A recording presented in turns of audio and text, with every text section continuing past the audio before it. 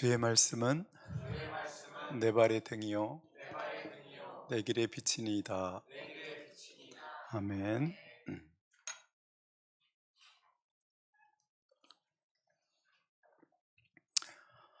어느 날 어떤 분이 자전거를 타고 지나가시다가 들어오시더라고요. 그래서 목사님 아니시냐고 그래서 목사라고 그랬더니 우리 조희은 집사님 남편 김현봉 집사님이셨어요. 둔산동 쪽에 사시는데 옛날에 우리 저쪽에 리틀 파워존 앞에 교회에 있을 때 그때 우리 교회를 출석하셨었다고. 근데 이렇게 다시 서울에서 사시다가 돌아오셔서 찾아오셨습니다. 그리고 이렇게 이 과정을 마치고 간증해 주셔서 너무 감사합니다. 모쪼록 우리 새로운 교회에서의 마지막 우리 같이 가는 생애가 더 행복하고 복된 그런 생이셨으면 좋겠습니다. 김 집사님이 지금 간 쪽이 좀 약한 가운데 있으셔서 저는 기도하고 있습니다. 여러분 지난주도 못 오시고 오늘도 못 오셨네요. 보니까 같이 기도하셔서 가족력이 좀 그게 있으셔서 걱정을 많이 하시는 것 같아요. 같이 기도해서 싸워 나갔으면 좋겠습니다. 어, 오늘 양혜정 집사님 기도하는데 왜 이렇게 이쁘지? 오늘 어디 갔어? 안 보여. 어디 갔어요? 기도하고 도망갔어요? 아니 거기 있구나. 옷을 거쳐서 안 보이는구나. 처음이에요 이번이? 두 번째요? 그때는 안 보였는데 오늘은 보이네. 하여튼 아름답게 잘 이렇게 자라셔서 그래서 그렇게 기도도 할 수 있는 사람이 되어서 너무 고맙습니다. 어젯밤에는 누가 제 문을 똥뚝 두드려서 나가봤더니 우리 주한이가 호두 과자를 가지고 왔어요. 그래서 이게 뭐야? 그랬더니 세례받은 지 10년 됐어요. 그리고 그걸 가져왔더라고요. 그래서 감사한 마음이 이번 주에 하나 더 마음에 들었어요. 그때 고등학교 2학년 때인가 이렇게 우리 수지가 전도해가지고 교회에 왔는데 오자마자 보라를 몇 번씩 하고 이렇게 10년이 지나서 그때도 이쁘고 아름다웠지만 더 아름답게 성장하고 그래서 교회에서 사역자도 되고 이제 어엿한 직장인이 되어서 살고 또 사업도 지금 계획하고 있어서 잘 이렇게 성장해 준 게 너무 고맙습니다. 우리 다시 한번 박수 한번 10년 동안 고맙습니다. 오늘 모세 이야기 두 번째인데요. 오늘 이렇게 말씀하세요. 믿음으로 그는 왕의 분노를 두려워하지 않고. 여러분 이집트를 떠났습니다 라고 말해요. 이 부분이 참 그냥 읽어 넘길 때는 쉬웠는데 설교하려고 하니까 복잡해져요. 여기서 이집트를 떠난 데가 두 번 떠났잖아요. 그는 그죠? 첫 번째는 미디안 광야로 도망가는 떠남이 있었고, 두 번째는 이스라엘 백성을 전부를 데리고 이집트를 떠나서 홍해를 건넌 때의 사건이 있어요. 여기는 어디를 말할까요? 학자들도 둘로 갈려요. 아마 뒤에 28절에 무슨 6월절 피 뿌리는 사건이 있으니까 시간 순서로 보면 이것은 미디안 광야로 도망간 사건이다 라고 보기도 하고, 두 번째는 아닐 것이다, 이것은 출애굽 사건을 말할 것이다 라고 보는 분들도 있습니다. 저는 이 두 가지 사건을 오늘 같이 보면서 그분의 믿음이 무엇인지 한번 우리 찾아봤으면 좋겠습니다. 근데 여기서 또 이해 안 되는 부분이 있어요. 그게 뭐냐면 그는 왕의 분노를 두려워하지 않고 라고 말씀하세요. 여러분 모세가 이집트를 떠날 때에, 도망갈 때에, 그죠? 그는 어떻게 해요? 바로 왕을 두려워하지 않았나요? 한번 이제 출애굽기로 가보겠습니다. 오늘 출애굽기에 계속 머물면서 보도록 하겠습니다. 근데 여기 두 천사는 누구예요? 별이 친구예요? 너무 이뻐. 둘이 거기 앉아 있으니까 너무 이쁘다, 별이랑. 근데 옷을 어떻게 똑같이 입었어요? 어? 하촌이요? 반가워요. 너무 반가워. 음. 보세요. 2장으로 가보시면 2장 10절, 14절 한번 보면, 그러자 그 사람은 대들었다. 누가 당신을 우리의 지도자와 재판관으로 세웠단 말이요. 당신이 이집트 사람을 죽이더니 이제는 나도 죽일 작정이요. 모세는 일이 탄로난 것을 알고 뭐예요? 두려워하였다. 그렇게 말하죠. 두려워하였다. 15절, 바로가 이 일을 전하여 듣고 모세를 죽이려고 찾았다. 모세는 바로를 피하여 미디안 땅으로 도망쳐서 거기에 머물렀다. 이렇게 표현하고 있어요. 성경은 뭐라고 그래요? 히브리서 기자는 해석을 어떻게 했어요? 두려워하지 않고 이렇게 갔다고 그랬는데, 우리가 가서 그때 당시에 현장을 보니까 어때요? 두려워서 도망갔어요. 두려워서 도망갔어요. 바로가 자기를 잡아 죽일까봐 두려워서 도망갔어요. 근데 이브리서 기자는 해석을 어떻게 해줬어요? 두려워하지 않고 라고 해석했어요. 이것이 하나님께서 우리를 봐주실 때 두려워해서 도망갔던 그 순간보다는 나중에 두려워하지 않는 그때를 기준으로 우리를 평가해 주신다는 걸 이번에 알고 너무 감사했어요. 어떻게 이렇게 평가하지? 우리가 볼 때는 한없이 두려워서 도망간 건데, 피한 건데, 나중에 히브리서 기자를 통해서는 두려워하지 않고 갔다고 그렇게 표현하고 있어요. 물론 나중에 그가 두려워하지 않게 됩니다. 그 부분은 오늘 살펴보도록 하겠습니다. 그리고 그 사람이 이제 갈 데가 어디 없어가지고 미디안 광야로 갔어요. 가장 가까운 미디안 광야로 갔습니다. 거기서 몇 년을 살게 돼요? 40년을 살게 돼요. 40년. 근데 저는 그 시대에 그의 삶을 이렇게 표현하고 싶어요. 게르솜의 시절이다. 게르솜. 게르라는 말이 무슨 말이에요? 히브리어로 게르라는 말이 무슨 말이냐면 우고하는 자라는 말 있잖아요. 엘리야는 우고하는 자유라고 표현할 때도 이 게르라는 단어를 쓰거든요. 그러니까 그 본토 사람이 아닌 사람들이 와서 우고 잠깐 있다가 머물다 갈 사람처럼 살아가는 삶을 뭐라고 그래요? 게르라고 표현해요. 근데 예, 몽골에서 게르 텐트 치는 것도 보면 이게 같은 나라는 아니고 같은 지역도 같은 단어도 아닌데 느낌이 비슷하잖아요. 게르. 게르는 정착민들이 사용하는 게 아니죠. 이주민들이 사용하는 거니까 뭐 이게 기억하기가 좋은 단어 같아요. 그죠? 게르솜의 세월을 보내요. 여기서는 광야의 세월을 보내는데 또 여기서 무슨 생을 보냐면 지금까지는 왕궁의 왕자로 살았는데 지금은부터는 그의 도망자의 삶은 뭐냐면 장인 이드로의 양을 치는 목자로서의 삶을 살아가요. 목자로서의 삶. 자기 양을 치는 것도 아니에요. 누구의 양이요? 장인의 양을 치는 목자가 됩니다. 여기서 그의 장인 이름이 이드로인데요. 이드로는 참 지혜로운 사람이죠.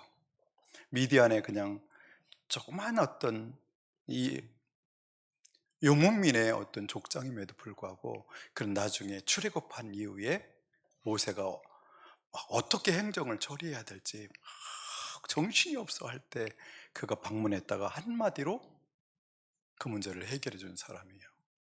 그래서 저는 이도르라는 사람을 굉장히 큰 인물로 지혜자로 보거든요. 이름 없지만 엄청난 지혜자.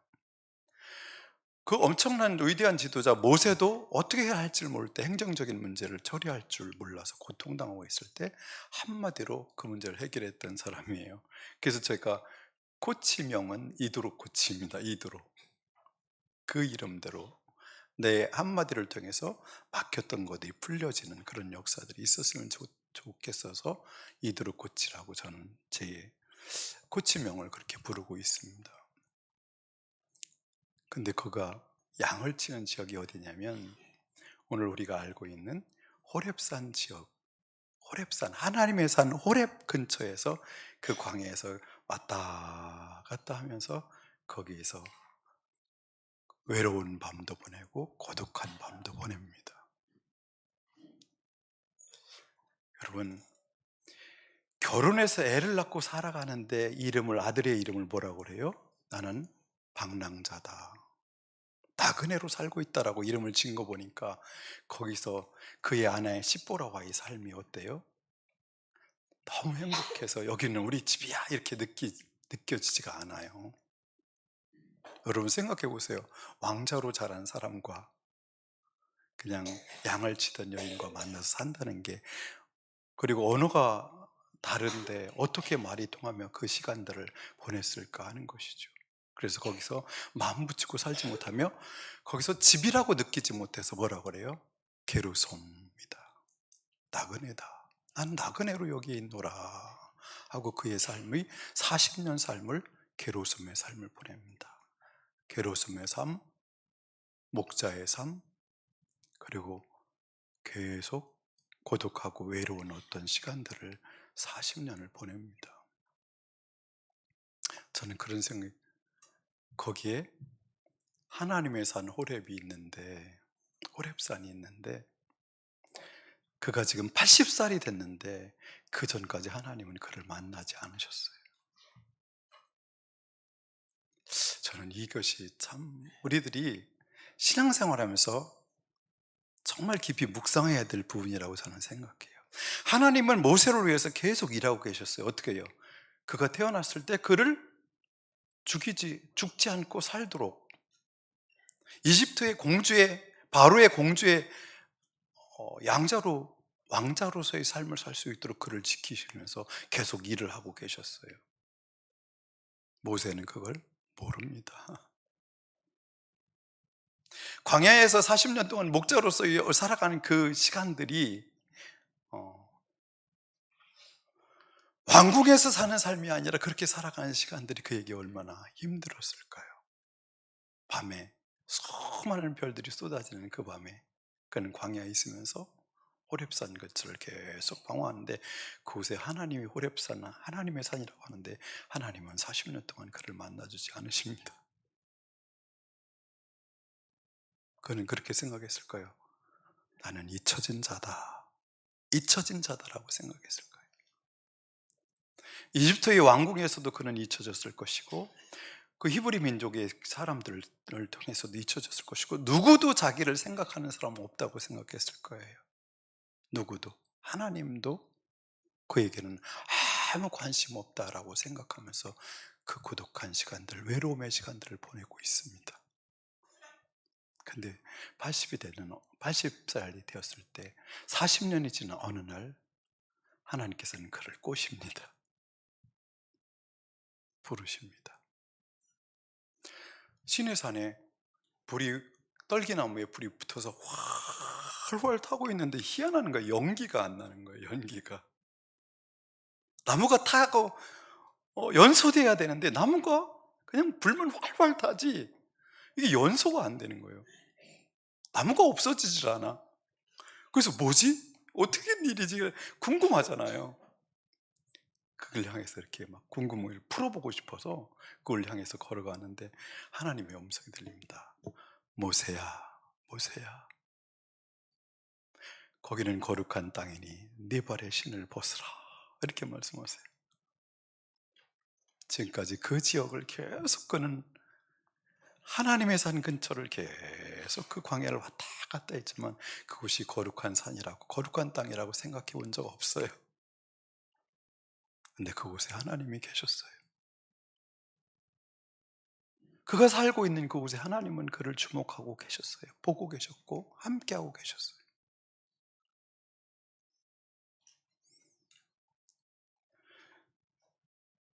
하나님께서 말씀하십니다. 네 발에 신을 벗으라. 그러면서 하나님이 자기 소개를 하시는데 나는 너의 조상 아브라함의 하나님이요 이삭의 하나님이요 야곱의 하나님이다 라고 소개하세요. 먼저부터 처음부터 나는 전능한 하나님이다 뭐 이런 거 이렇게 소개하지 않으세요. 우주 만물을 창조한 창조의 신이다, 창조한 창조주다 이렇게 말씀하지 않으세요. 나는 스스로 있는 자라고도 먼저 말씀하시지 않으세요. 뭐라고 하세요? 나는 네 조상 아브라함의 하나님, 이삭의 하나님, 야곱의 하나님이다. 그래서 어떻게 해요? 역사 속에서 그 조상들과 함께 일하셨던 언약의 하나님, 이 땅에서 살아계셔서 실제적으로 일하고 계신 하나님임을 소개를 합니다. 어떤 의미가 있죠? 아브라함과 내가 언약을 맺은 것처럼, 이삭과 언약을 맺은 것처럼, 야곱과 언약을 맺은 것처럼 너도 너와 나와의 관계도 그런 언약적 관계다. 나와 너는 상관이 없는 자가 아니라 상관이 있는 자다. 이렇게 자기를 소개하십니다. 그 영광 때문에 너무 뵙기가 두려워서 그는 얼굴을 가립니다. 얼굴을 가립니다.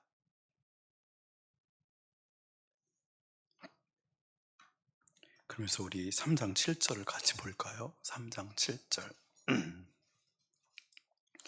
주님께서 다시 말씀하셨다. 나는 이집트에 있는 나의 백성이 고통받는 것을 똑똑히 보았다. 또 억압 때문에 괴로워서 부르짖는 소리를 들었다.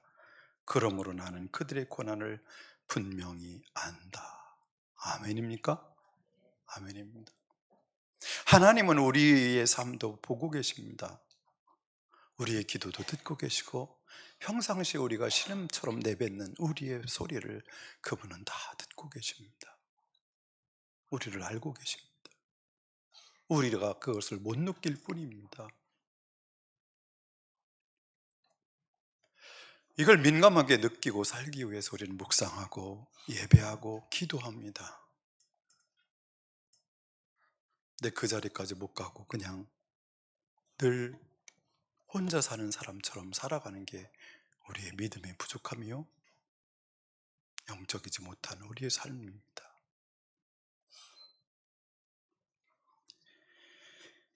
8절도 같이 읽어볼까요? 이제 내가 내려가서 이집트 사람의 손아귀에서 그들을 구하여 이 땅으로부터 저 아름답고 넓은 땅, 젖과 꿀이 흐르는 땅, 곧 가나안 사람과 헷 사람과 아모리 사람과 브릿 사람과 히위 사람과 여부스 사람이 사는 곳으로 데려가려고 한다. 왜 이 얘기를 저한테 하시나요? 하나님은 지금 계획을 가지고 움직이고 계세요. 엄청난 계획을 가지고 움직이고 계세요. 이 얘기를 옛날에 아브라함에게 하셨듯이, 이삭에게 하셨듯이, 야곱에게 하셨듯이 오늘 모세에게 이 말씀을 또 하십니다. 구체적으로 9절도 같이 읽어보겠습니다. 같이요. 지금도 이스라엘 자손이 부르짖는 소리가 나에게 들린다. 이집트 사람들이 그들을 학대하는 것도 보인다. 지금도 보고 계시다는 거예요. 어떤 마음이실까요? 하나님 마음이? 내 백성이라고 해요. 지난주에 우리가 봤던 것처럼 파라오 왕은 뭐예요? 저 히브리인들이라고 말하는데, 그죠? 값싼 노예들이라고 표현하는데 그들 이집트인들과는 차원이 다른 히브리 노예들이라고 말하는데 하나님은 뭐라고 하세요? 내 백성이라고 말씀하십니다. 조금 더 밑에 가면 나의 장자라고 표현합니다. 나의 장자라고까지 표현합니다. 여러분, 이 음성이 우리에게 들렸으면 좋겠어요. 10절. 이제 나는 너를 같이요. 이걸 같이 읽어야 돼요. 이제 나는 너를 바로에게 보내어 나의 백성 이스라엘 자손을 이집트에서 이끌어내게 하겠다. 그래요. 왜? 80년 동안 침묵하시던 하나님께서 40년 동안 그렇게 목동으로 외로운 시절을 보내고 있는데 한 번도 나타나시지 않더니 오늘 나타나셔서 뜬금없이 내가 니네 백성들을 보고 있어, 듣고 있어, 그들을 내가 안다, 알고 있다. 야다한다. 깊이 알고 있다. 속속들이 알고 있다. 그 얘기를 뜬금없이 하시더니 갑자기 나타나셔서, 그리고 뭐예요? 내가 친히 내려가서 그들을 인도해낸다고 하시면 그냥 내려오셔서 친히 하시면 되는데, 친히 그 일을 하시면 되는데 뭐라고 하세요? 이제 나는 너를 바로에게 보내요. 나의 백성 이스라엘 자손을 이집트에서 이끌어내게 하겠다는 거예요. 친히 하신다면 친히 하시지, 왜 모세가 왜 필요하시나요? 이게 이제 우리의 신학이죠. 그죠? 이게 신학이에요. 하나님은 내가 하겠다 하시지만, 내가 손수하겠다 하시지만, 그 일을 하실 때 사람과 그 일을 함께 하신다는 것이죠. 이 말을 들을 때 모세가 어땠어요, 마음이? 정말요? 저를 통해서요? 지금까지 너무 나는 썸바디였는데, 그죠? 이집트에서는 정말 괜찮은 사람이고 위대한 사람이, 대단한 사람이 썸바디였는데 지금 완전 노바디가 됐잖아요. 그죠? 노바디. 아무것도 아닌 자가 됐어요. 노바디로 40년을 살았는데, 아무것도 아닌 사람으로 40년을 살았는데 나를 그렇게 엄청난 일에 사용하신다고요? 그리고 막 펄떡펄떡 뛰면 좋겠는데 그의 반응이 씁쓸합니다. 11절이요. 모세가 하나님께 아뢰었다. 제가 무엇이라고 감히 바로에게 가서 이스라엘 자손을 이집트에서 이끌어내겠습니까? 이게 현실 파악이 너무 잘 되는 모세죠. 뭐예요? 물리적인 힘이 그에게 아무것도 없어요. 뭐가 있어요? 힘이 없어요. 바로 왕이 얼마나 큰 군사력을 가지고 얼마나 큰 인맥을 가지고 있는지, 얼마나큼 큰 힘을 가지고 있는지 그는 알고 있어요.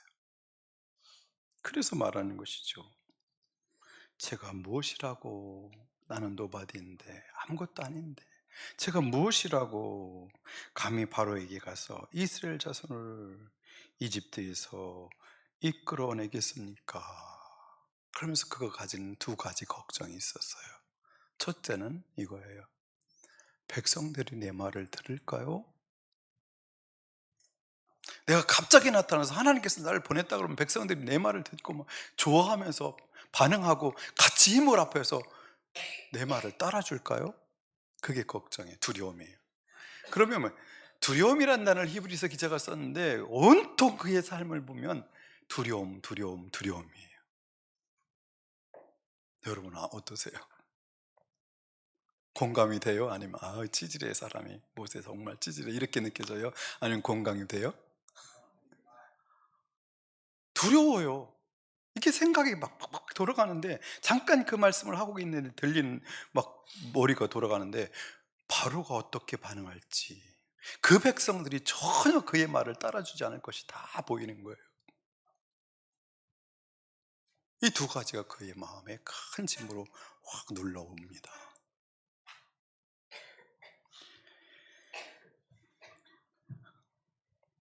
제가 가서요 그 백성들에게 하나님께서 나를 보냈다 그러면 그 사람들이 뭐라고 할까요? 누군데 그분이? 그분의 이름이 뭐야? 그럼 뭐라고 대답할까요? 이것은 그 사람들이 그렇게 질문할 걸 알기 때문이기도 하지만, 또 모세는 또 그게 또 궁금한 거죠. 하나님을 모르니까, 지금 잘 모르니까.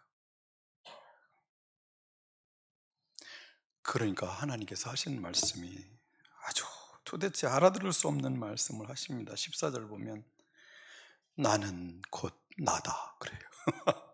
이름이 뭐냐고 그러니까 나는 나다 이래요. I am that I am. 나는 나다. 나는 나다. 나는 곧 나다. 이게 도대체 무슨 말이에요? 모든 존재하는 것들은 누구로 무엇을 말미암아 생겼지만 나는 무엇으로 말미암아 있는 자가 아니다. 나는 스스로 있는 자다. 나는 곧 나다. 이렇게 말씀하십니다. 이건 최고의 말이죠. 엄청난 말인데 이해하기는 너무 어려운 말이죠. 나는 나다. 가서 그 백성들에게 그분이 이름이 뭔데요? 그분은 그분이랍니다. 그럼 뭐라고 그래? 뭐라고 하죠? 그러니까 뭐 어떻게 설명을? 이거 뭔 소리예요, 도대체가? 그래서 성경 말씀은요, 그냥 우리의 상식으로만 이해하기는 너무 많은 시간과 묵상이 필요해요. 나는 나다. I am that I am. 이걸 이제 70인경에서는 뭐라고 번역하면 나는 스스로 있는 자다라고 번역을 하세요. 나는 스스로 있는 자다.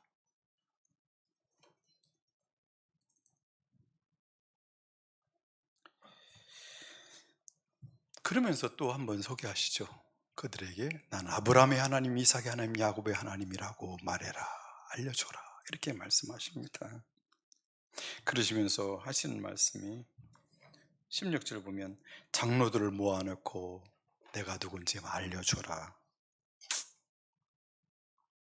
내가 너희의 처지를 생각한다. 너희가 이집트에서 겪는 일을 똑똑히 보았으니 이집트에서 17절 고난받는 너희를 내가 이끌어내어 가나안 사람으로 해서, 마지막 부분에 이렇게 말씀하십니다.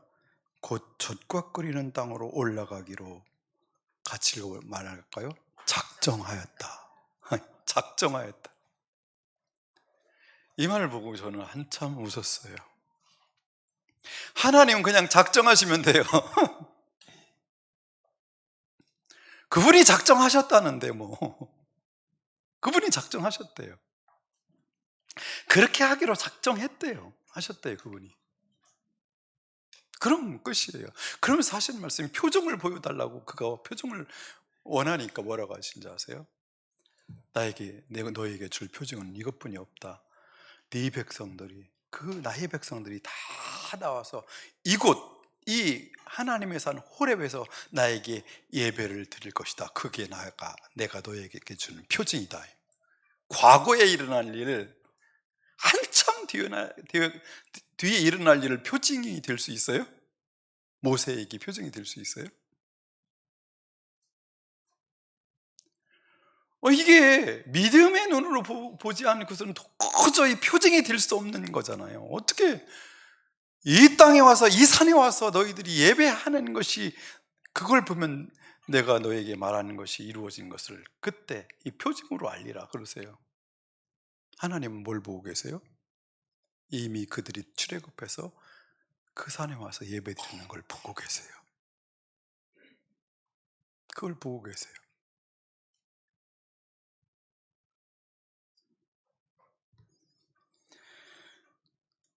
작정하였으니 너는 가면 된다는 것이죠.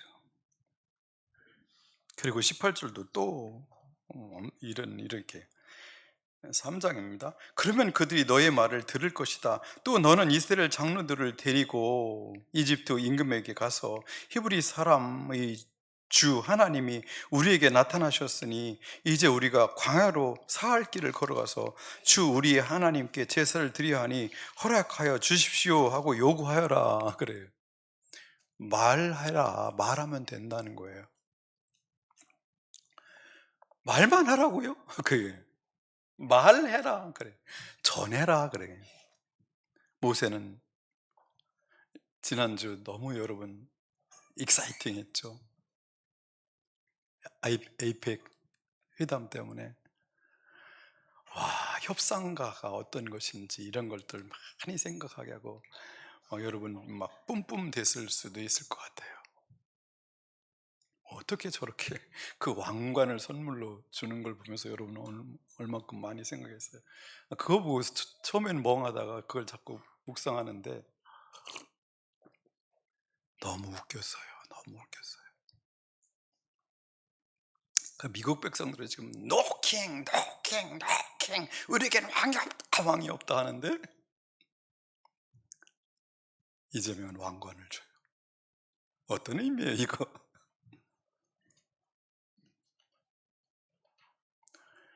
여러 가지 해석이 될 수 있겠죠, 그죠? 여러 가지 해석이 될 수 있어요. 그럼 메타포가 있어요. 은유가 있어요, 은유가. 연맥이라는 것일 수도 있고, 두 번째는 당신은 왕이 나는 순종하겠다는 의미가 있고, 왕관을 씌워주는 자는 왕관을 쓰는 자와 어떤 관계예요? 복잡합니다. 너무 재밌었어요. 너무 재밌었어요. 근데 모세는 바로 앞에 가서 협상가로서 협상하러 가는 사람 아닙니다. 그가 협상을 잘 해낼 필요도 없습니다. 어떤 힘도 필요 없습니다. 그냥 우리의 주님이 이걸 전하래. 그리고 가서 말하는 메신저로서 역할만 하면 돼요. 메신저로서 역할. 이게 우리가 잘 안 되는 거예요. 협상가가 되고 될 것인지, 하나님 앞에, 하나님의 명령 앞에 메신저가 될지. 근호가 설득한다 해도 어느 정도는 움직일 수 있으나, 하나님 앞에 설득당하지 않는 사람은 결코 움직이지 않아요. 신앙인이라 말할 수 없어요. 신앙의 단계에 들어갈 수 없어요. 결국 하나님과 1대1 관계 속에서 하나님 말씀을 듣고 스스로 결단하는 것이지 협상으로 되는 게 아니에요. 그러면 자신의 믿음이 아니죠. 자신의 믿음은 아닙니다.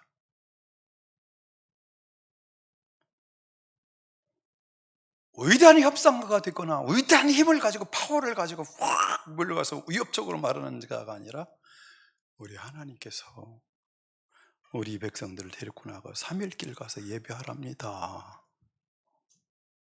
그걸로 그가 하는 일은 그게 다 전부예요.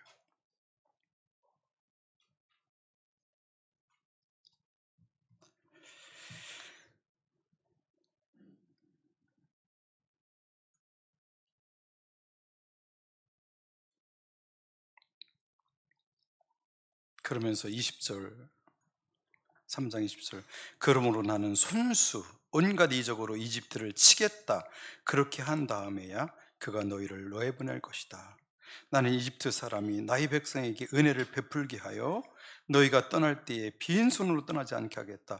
여인들은 각각 이웃에 살거나 자기 집에 함께 사는 이집트 여인들에게서 은부치와 금부치와 의복을 달라고 하여 그것으로 너희 아들 딸들을 치장하여라. 너희는 이렇게 이집트 사람의 물건을 빼앗아 가지고 떠나갈 것이다 라고 말씀해요. 굉장히 중요한 말씀이에요. 하나, 모세도 저하고 똑같이 생각한 거죠. 아무 힘도 없이 가서 협상을 하고 그걸 받아내려면, 허락을 받아내려면 뭔가 손에 쥔 게 있어야 되는데, 손에 쥔 것도 아무것도 없는데 어떻게 가서 협상하고 그 백성을 데리고 밖으로 광야길로 가겠어요? 그럴 때 말씀하십니다. 내가 손수 이적으로 이집트를 치겠다. 내가 직접 싸울 것이다 라고 말씀하세요. 전쟁이 있을 것이고 내가 친히 싸울 것이다. 내가 친히 칠 것이다. 이 손으로 친히 치시는 것이 뭐죠? 10가지 재앙입니다. 이제 뒤에 나오는 10가지 재앙입니다. 그리고 하는 말이 뭐예요? 너희들이 이집트 사람의 물건을 빼앗아 가지고 갈 것이다 라고 그랬어요. 결국 어떻게 해요? 실제로 어떻게 해요?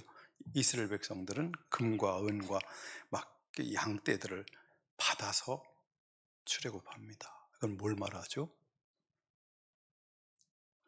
모세는 가서 말만 전하는데 실제는 어떻게 해요? 바로 왕과 하나님 사이에 전쟁이 이루어집니다. 전쟁이.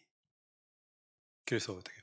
바로는 결국은 나중에 항복을 하고 수많은 피해를 입잖아요. 계속해서 피재앙부터 시작해가지고 장자가 죽는 재앙까지 10가지 재앙을 통해서 결국 항복하고, 하나님은 승리하시고, 그래서 그 백성은 뭐예요? 그 백성 군인들은, 하나님의 군인들은 탈취물을 가지고 자기 나라로 돌아가는 모습입니다. 근데 여러분, 이 그 장면이 이번에 에스라 1장을 읽을 때 똑같은 장면이 나왔어요. 하나님께서는 고레스에게 명령하십니다. 예루살렘에 가서 성전을 지어라, 지키게 하라. 예. 그러면서 고레스가 하는 말이 있어요. 다 애들이 다 그 이스라엘 백성들 중에서 예루살렘에 가서 성전을 지으려고 가는 사람이 있으면 그 주위에 사는 사람은 은과 금과 많은 예물과 가축들과 필요한 모든 것들을 주어서 보내라 그래요. 똑같은 전쟁입니다. 고레스도 이스라엘 백성은 이걸 이제 제2의 출애굽이라고 하잖아요. 바벨론에서 나온 걸, 페르시아에서 나온 걸 제2의 출애굽이라고 하는데 그때도 똑같은 그림으로 말씀하십니다. 그래서 그들은 그걸 받아가지고 도망가는 게 아니라 어떻게 해요? 전쟁을 승리하고 승리자로서 그 길을 가서 어떻게 해요? 성전을 지으러 가는 겁니다. 하나님은 전쟁을 주도하시고 직접 싸우셔서 승리를 주시는 하나님이십니다. 오늘 할 말이 많지만 자르고 다음 주에 이어서 하겠습니다.